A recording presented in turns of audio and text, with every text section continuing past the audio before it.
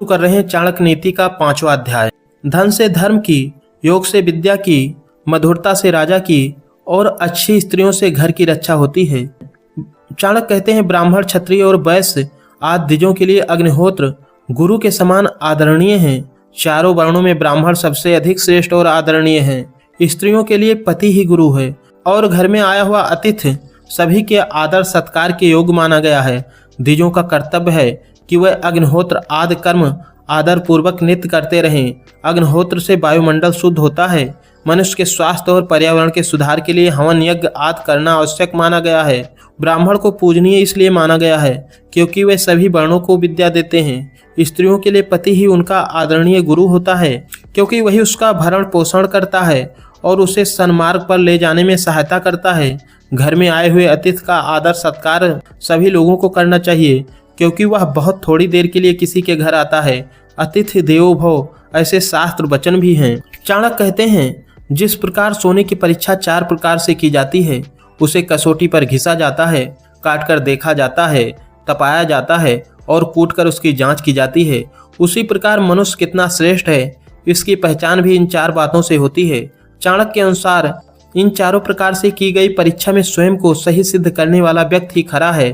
उसकी सज्जनता, उसका चरित्र, उसके गुण और उसका आचार व्यवहार उसके खरेपन की पुष्टि करते हैं।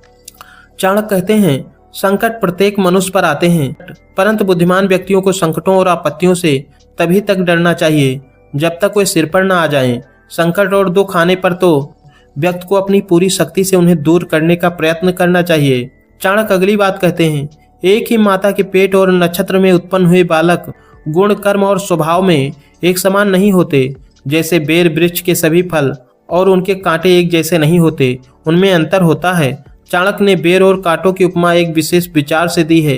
एक ही बेर के वृक्ष पर लगे हुए सभी फल मीठे नहीं होते। बेर वृक्ष पर कांटे भी होते हैं, परंतु वह कांटे भी एक जैसे कठोर नहीं होते। इसी प्रकार यह आवश्यक नहीं कि एक ही माता पिता और एक ही नक्षत्र में पैदा होने वाले बच्चों के गुण, कर्म और स्वभाव एक जैसे हों। उनका भाग्य तथा उनकी रुचियां एक जैसी नहीं होती।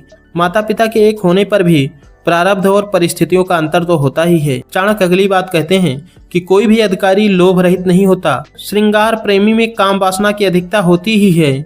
जो व्यक्ति चतुर नहीं है वह मधुरभाषी भी नहीं हो सकता तथा साफ बात कहने वाला व्यक्ति कभी भी धोखेबाज नहीं होता। प्रायः देखा जाता है कि जिस व्यक्ति में बड़ा बनने की लालसा होती है वो अधिकार प्राप्त करना चाहता है। जो अपने शरीर को अच्छे वस्त्रों और खुशबू आदि से सजाता है उसमें काम वासना की अधिकता होती है। मूर्ख और फूहड़ व्यक्ति मधुरभाषी नहीं होता। जो व्यक्ति साफ बात कहता है अर्थात स्पष्ट वक्ता होता है वह किसी को धोखा नहीं देता, निर्दोष ही सच बोल सकता है।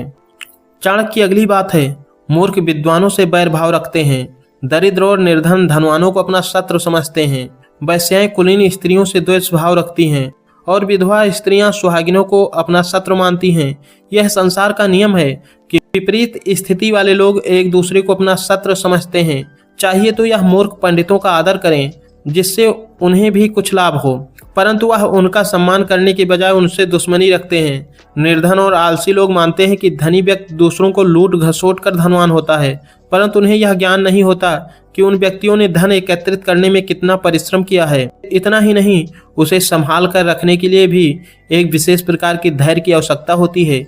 वैश्याएं भी कुलीन स्त्रियों से द्वेष रखती हैं और विधवा स्त्रियां सुहागिनों को दुर्भावना की दृष्टि से देखती हैं। संकेत है कि अयोग्य और अभावग्रस्त ही द्वेष करते हैं। चाणक्य की अगली बात है आलस के कारण विद्या नष्ट हो जाती है। दूसरे के हाथ में गई हुई स्त्रियां नष्ट हो जाती हैं। कम बीज डालने से खेत बेकार हो जाता है और सेनापति के मर जाने पर सेना नष्ट हो जाती है। इसका भाव यह है कि विद्या की प्राप्ति और उसकी वृद्धि के लिए व्यक्ति को आलस्य का त्याग कर देना चाहिए। आलसी किसी गुण को प्राप्त नहीं कर सकता। दूसरे के पास जाने वाली स्त्री का धर्म नष्ट हो जाता है, अर्थात किसी दूसरे के अधिकार में जाने वाली स्त्री का सतीत्व कायम नहीं रह पाता। यदि खेत में बीज बोते समय कंजूसी की जाएगी और बीज कम डाला जाएगा तो अच्छी फसल नहीं हो सकेगी। सेना का बल सेनापति से ही स्थिर रहता है। जब सेनापति मारा जाता है तो सेना का हार जाना स्वाभाविक है। चाणक्य अगली बात कहते हैं कि विद्या की प्राप्ति निरंतर अभ्यास से होती है। अभ्यास से ही विद्या फलवती होती है। उत्तम गुण और स्वभाव से ही कुल का गौरव और यश स्थिर होता है। श्रेष्ठ पुरुष की पहचान सद्गुणों से होती है। मनुष्य की आंखें देखकर क्रोध का ज्ञान हो जाता है। जिन व्यक्तियों को उत्तम विद्या प्राप्त करनी है वे निरंतर प्रयत्न करते हैं। वे यदि बार बार अभ्यास न करें तो विद्या की प्राप्ति असंभव होती है। किसी कुल का स्थिर होना, उसका यश फैलना, उसकी प्रसिद्धि होना, गौरव की दृष्टि से देखा जाना आदि उसके उत्तम गुण, कर्म और स्वभाव के कारण ही होता है। यदि गुण, कर्म और स्वभाव श्रेष्ठ नहीं होंगे तो कुल का गौरव नहीं बढ़ सकता। इसी प्रकार श्रेष्ठ व्यक्ति की पहचान उसके अच्छे गुणों के कारण होती है। किसी व्यक्ति के क्रोधित होने का ज्ञान उसकी आंखें देखकर हो जाता है, क्योंकि क्रोध के कारण व्यक्ति की आंखें लाल हो जाती हैं। चाणक्य अगली बात कहते हैं, धन से धर्म की रक्षा की जाती है। विद्या को योग के द्वारा बचाया जा सकता है। मधुरता के कारण राजा को बचाया जा सकता है और अच्छी स्त्रियां घर की रक्षक होती हैं। धर्म की रक्षा के लिए भी धन की आवश्यकता होती है। धर्म कर्म भी धन के द्वारा ही संपन्न हो सकता है। दूसरों का उपकार करना, दान देना, मंदिर आदि का निर्माण आदि कार्य धर्म माने जाते हैं। विद्या को स्थिर रखने के लिए चतुरता पूर्वक उसका अभ्यास करने की आवश्यकता होती है। इसीलिए कहा गया है कि विद्या योगेन रक्षते। राजा की रक्षा उसके मधुर व्यवहार के कारण ही होती है। यदि शासक क्रूर हो जाए तो प्रजा विद्रोह कर सकती है। इसलिए राजा का कर्तव्य है कि वह मधुर और उदार व्यवहार से ही अपना राज नष्ट होने से बचाता रहे। राजा को अपनी प्रजा के प्रति व्यवहार दयालुतापूर्ण होना चाहिए।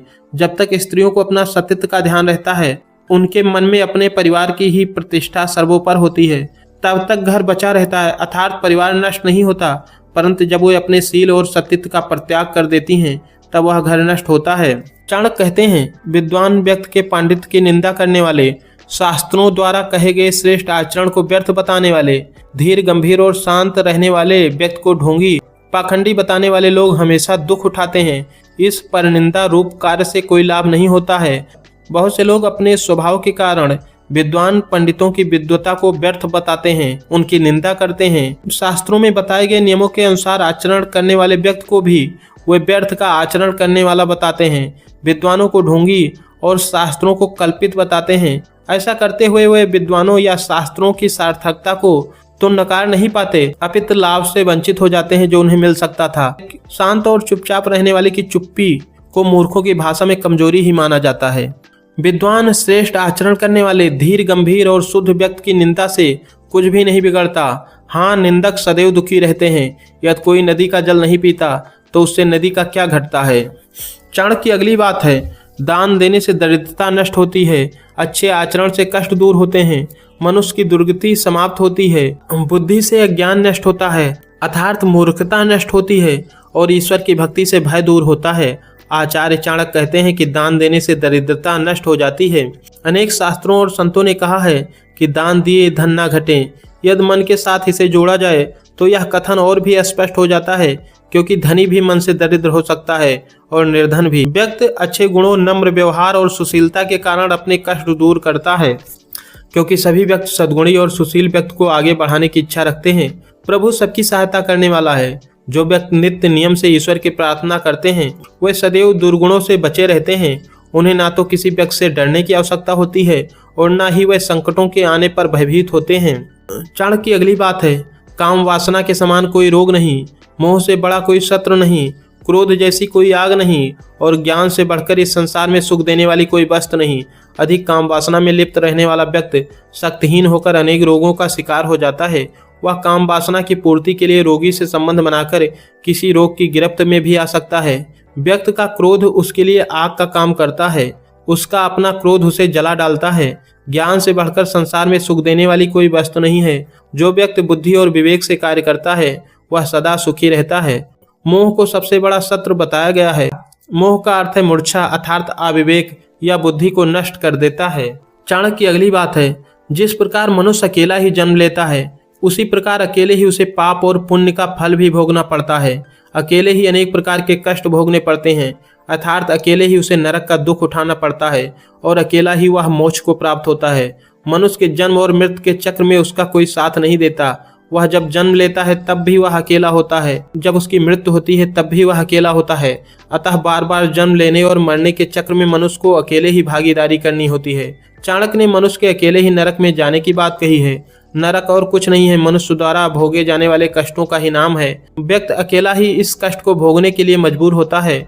उसके कष्ट में सहानुभूति तो जताई जा सकती है, परंतु उसका कष्ट बांटा नहीं जा सकता। यदि वह अच्छे कार्य करता है तो इसी जन्म में जीवन मुक्ति की स्थिति को प्राप्त कर लेता है। आचार्य चाणक्य ने यहाँ संकेत दिया है कि सब अकेले ही करना है, इसलिए उत्तरदायित्व को निभाने के लिए हमेशा तैयार रहना चाहिए।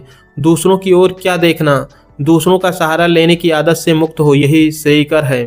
चाणक्य की अगली बात है, जिसे ब्रह्म ज्ञान है उसके लिए स्वर्ग तिनके के समान अर्थात तुच्छ है।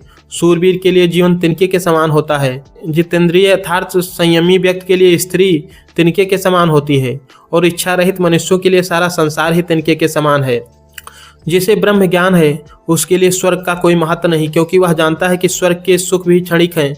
सूरवीर व्यक्ति जीवन की बल देने से नहीं डरता, उसके लिए अपना जीवन एक तिनके के समान है। उसे अपने जीवन में किसी से भय नहीं होता। जिस व्यक्ति ने इंद्रियों को अपने बस में किया है उसे नारी अपने बस में नहीं कर सकती। यहाँ नारी शब्द का अर्थ है सभी भोग पदार्थ, नारी तो उसका प्रतीक मात्र है। इसी प्रकार इच्छा रहित व्यक्ति के लिए सारा संसार तिनके के समान होता है, क्योंकि उसकी किसी वस्तु में आसक्ति नहीं होती। आसक्ति ही व्यक्ति या वस्तु को मूल प्रदान करती है। चाणक्य की अगली बात है, विदेश में विद्या ही मनुष्य की सच्ची मित्र होती है। घर में अच्छे स्वभाव वाली और गुणवती पत्नी ही मनुष्य की सबसे अच्छी मित्र होती है।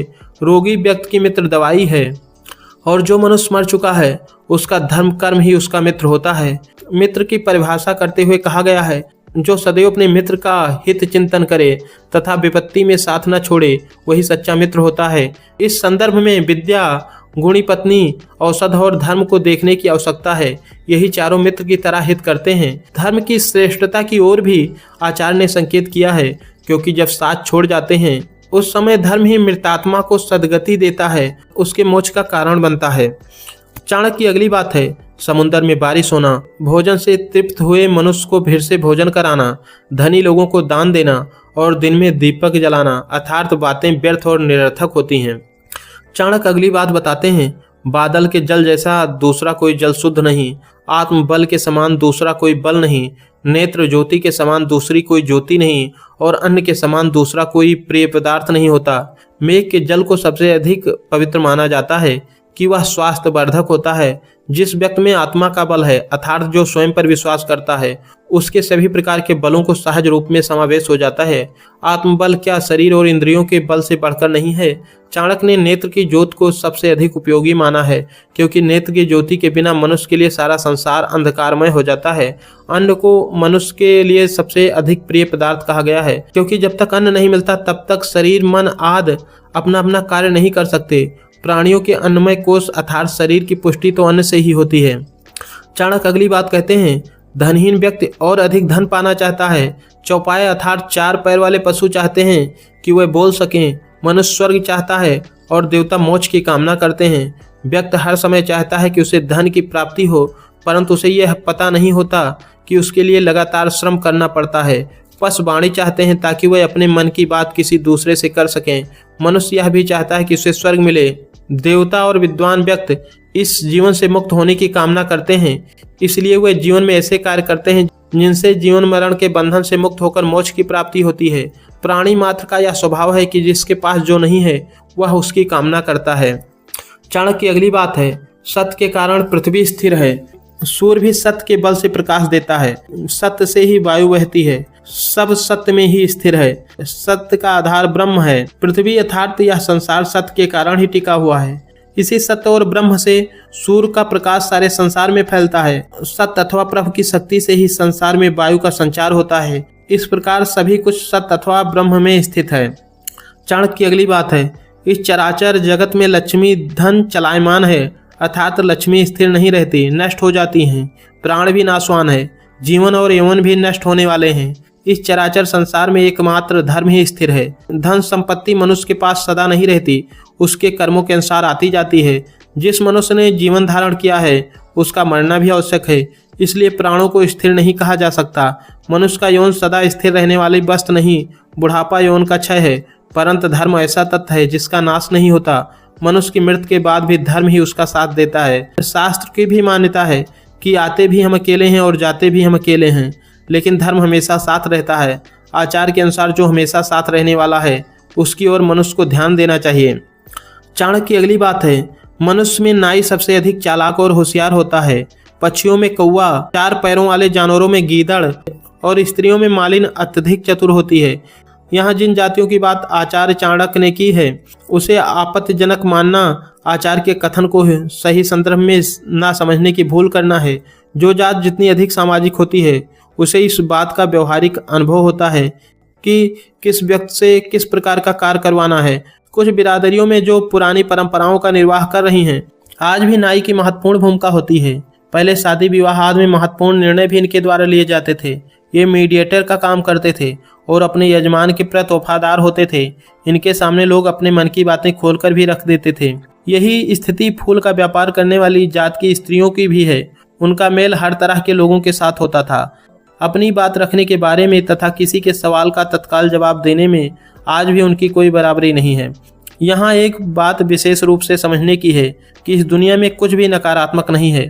बुद्धिमान व्यक्ति प्रत्येक वस्तु को, प्रत्येक स्थिति परिस्थिति का और प्रत्येक संवेग का सही प्रयोग और उपयोग करना जानता है। यही उसकी सफलता का मूल मंत्र है। इसलिए वह विशेष कहलाता है। और यह भी कि शब्दों का अर्थ रूढ़ की जगह यदि यौगिक रूप में किया जाए तो सर्वसाधारण उसे खींचकर उसी ओर ले जाता जो जन सामान्य से प्रचलित है।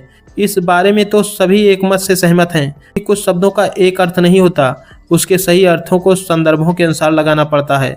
जब शब्द का अर्थ भाव के विपरीत हो तो लक्ष्य अर्थ को समझने का प्रयास करना चाहिए।